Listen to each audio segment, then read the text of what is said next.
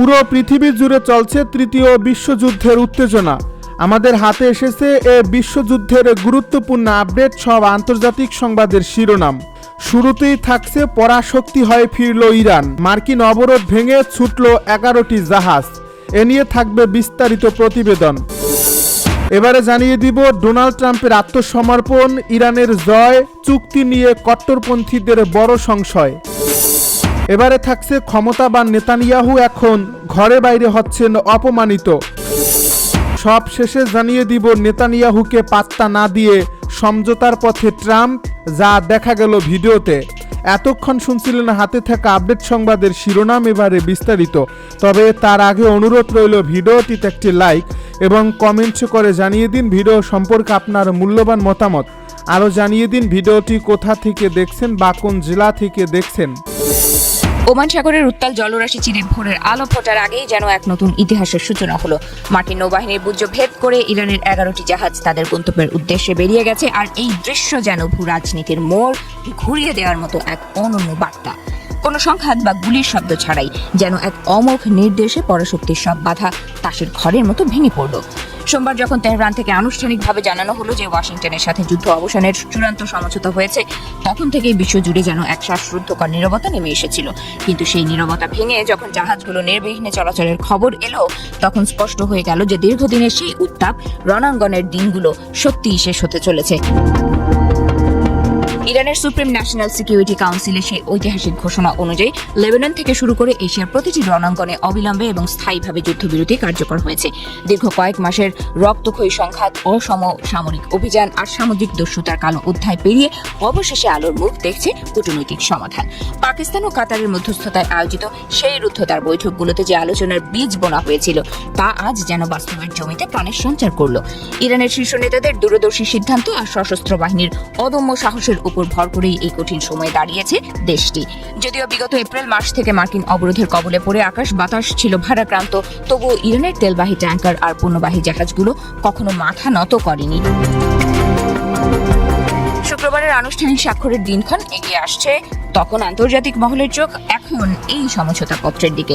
যুদ্ধের ভয়াবহতা, সর্বোচ্চ নেতা আয়াতুল্লাহ আলী খামেনির শাহাদাত আর অসংখ্য প্রাণের বিনিময়ে অর্জিত এই শান্তি স্থায়ী হবে কিনা তা নিয়ে ইরানে যেমন জল্পনা আছে, তেমনি এই অবরোধ মুক্তির স্বাদ যেন দীর্ঘ অপেক্ষার পর স্বস্তির পরশ বলিয়ে দিচ্ছে।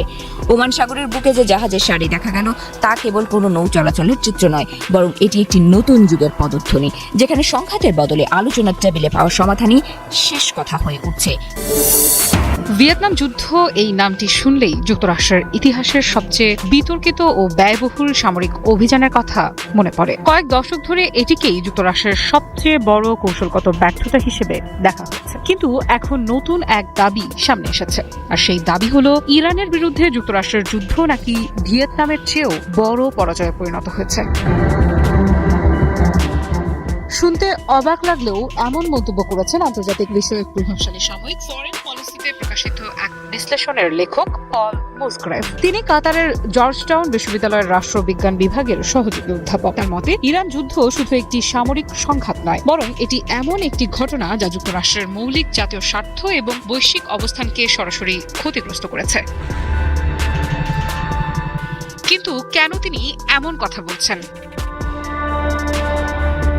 পল মুসগ্রেফের যুক্তি হলো, ভিয়েতনাম যুদ্ধে যুক্তরাষ্ট্র শেষ পর্যন্ত সামরিক ও রাজনৈতিকভাবে কাঙ্ক্ষিত লক্ষ্য অর্জন করতে পারেনি। তবে সেই যুদ্ধের পরও ওয়াশিংটন বৈশ্বিক নেতৃত্ব ধরে রাখতে সক্ষম হয়েছিল।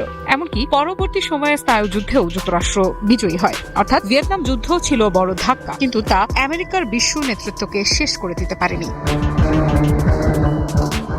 কিন্তু ইরান যুদ্ধের ক্ষেত্রে পরিস্থিতি ভিন্ন বলে মনে করেন তিনি। তার ভাষায় এই সংঘাত এমন এক সময়ে ঘটেছে যখন বিশ্ব ব্যবস্থা দ্রুত পরিবর্তিত হচ্ছে, নতুন শক্তিগুলো উঠে আসছে, আন্তর্জাতিক জোটগুলোর চরিত্র বদলাচ্ছে এবং যুক্তরাষ্ট্রের প্রভাব নিয়ে আগের মতো একমত নয় অনেক দেশ।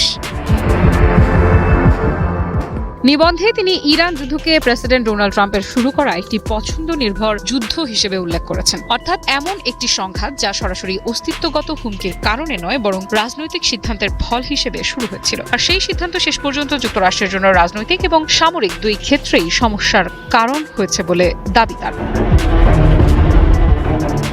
আরও গুরুত্বপূর্ণ বিষয় হলো এই যুদ্ধের প্রভাব শুধু যুদ্ধক্ষেত্রেই সীমাবদ্ধ থাকবে না বলে মনে করছেন বিশ্লেষকেরা, বরং এর ঢেউ আঘাত করতে পারে মার্কিন অভ্যন্তরীণ রাজনীতিতে। কারণ প্রতিটি বড় যুদ্ধের পর একটি প্রশ্ন সামনে আসে, এই যুদ্ধ থেকে দেশটি কি পেল? আর যদি সেই প্রশ্নের সন্তোষজনক উত্তর না থাকে তাহলে রাজনৈতিক চাপও বাড়তে থাকে। একই সঙ্গে আন্তর্জাতিক অঙ্গনেও এর প্রভাব পড়তে পারে। বহু দেশ এখন নতুন করে মূল্যায়ন করতে পারে যুক্তরাষ্ট্রের শক্তি, নেতৃত্ব এবং কূটনৈতিক সক্ষমতাকে। বিশেষ করে মধ্যপ্রাচ্যের সাম্প্রতিক ঘটনাগুলো অনেক রাষ্ট্রকে ভাবতে বাধ্য করছে ভবিষ্যতের বিশ্ব রাজনীতিতে কার ওপর নির্ভর করা সবচেয়ে নিরাপদ হবে। তবে এখানেই শেষ নয়। সবচেয়ে বড় প্রশ্ন হলো, ইতিহাস কি সত্যি ইরান যুদ্ধকে যুক্তরাষ্ট্রের জন্য ভিয়েতনামের যুদ্ধের চেয়েও বড় ব্যর্থতা হিসেবে মনে রাখবে, নাকি সময়ের সঙ্গে সঙ্গে এই মূল্যায়ন বদলে যাবে? ইরানের সাথে মার্কিন যুক্তরাষ্ট্রের যুদ্ধবিরতি চুক্তি ইসরায়েলের প্রধানমন্ত্রী নেতানিয়াহুর সামনে এক রাজনৈতিক দুঃস্বপ্ন হয়ে দাঁড়িয়েছে, যা বেনিয়ামিন নেতানিয়াহুর রাজনৈতিক জীবনের 3টি মূল ভিত্তিকে চূর্ণ বিচূর্ণ করে দিয়েছে এবং তাকে এক নতুন নিরাপত্তার সংকটে আটকে ফেলেছে। সহজ ভাষায় বলতে গেলে নেতানিয়াহু এখন দিশেহারা। যে ব্যক্তি কদিন আগেও নিজেকে ওয়াশিংটনের রাজনৈতিক পরামর্শদাতা হিসেবে জাহির করতেন এবং আমেরিকান রাজনীতিবিদদের উপর যার প্রকৃত প্রভাব ছিল, তিনি এখন যুক্তরাষ্ট্র ইরান চুক্তির বিষয়ে কোনো কথাই বলতে পারছেন না।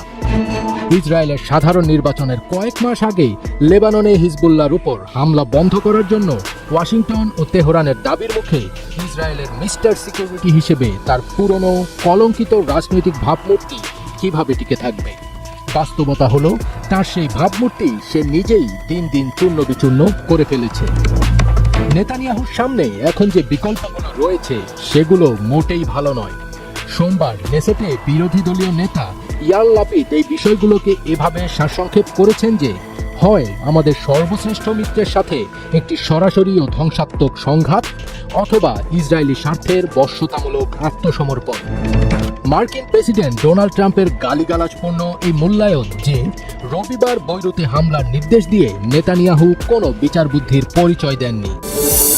মধ্যপ্রাচ্যের যুদ্ধ, কূটনৈতিক টানাপোড়েন আর হরমুজ প্রণালী ঘিরে বৈশ্বিক উদ্বেগের মধ্যেই ঘটল এক নাটকীয় মোড়। যে সমঝোতাকে কয়েকদিন আগেও অসম্ভব বলে মনে হচ্ছিল, সেটি এখন বিশ্ব রাজনীতির সবচেয়ে আলোচিত ঘটনা। তবে এই চুক্তির আড়ালে রয়েছে তীব্র বিরোধিতা, চাপ এবং শেষ মুহূর্তের কূটনৈতিক লড়াইয়ের গল্প। ফ্রান্সের প্যারিসের ঐতিহাসিক ভার্সাই প্রাসাদে মার্কিন প্রেসিডেন্ট ডোনাল্ড ট্রাম্প ইরান যুক্তরাষ্ট্র সমঝোতা স্মারকে স্বাক্ষর করেছেন।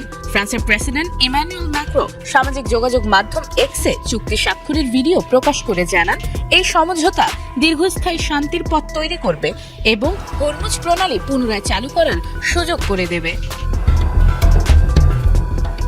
শুক্রবার আনুষ্ঠানিকভাবে স্মারকটি কার্যকর হওয়ার কথা রয়েছে। এরপর চূড়ান্ত চুক্তির জন্য 7 দিনের আলোচনা শুরু হবে।